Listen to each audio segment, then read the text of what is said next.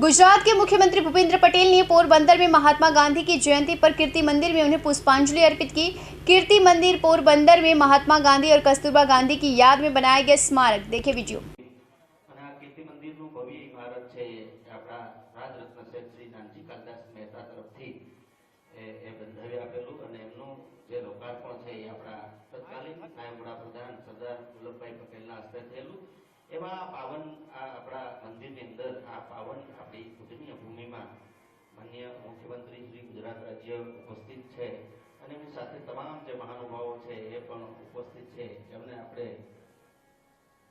તમામ જે એમની સાથે ઉપસ્થિત મહાનુભાવો અને તમામ જે આપણા પોરબંદરના નાગરિકજનો છે, આપણે કીર્તિ મંદિર આપણું સંચાલન સમિતિ છે એ સંચાલન સમિતિ તરફથી એમના અધ્યક્ષ અને પ્રભારી મંત્રી શ્રી માનનીય